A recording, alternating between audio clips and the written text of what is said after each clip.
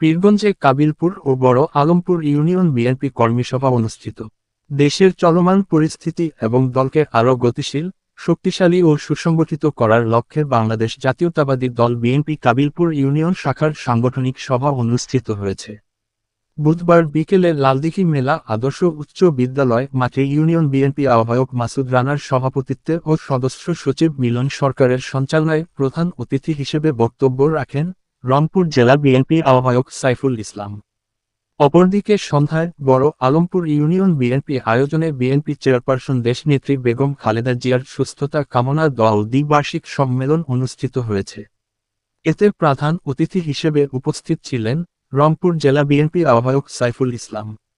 এ সময় উপজেলা বিএনপি আহ্বায়ক মাহমুদুল নবী চৌধুরী পলাশ, সদস্য সচিব জাকির হোসেন, যুগ্ম আহ্বায়ক শাহিনুজ্জামান শাহিন, পৌর বিএনপি আহ্বায়ক কমিশনার সাইফুল আজাদ মণ্ডল, সদস্য সচিব ইয়াতিমুল হাসান লিটন সহ আরো অনেক।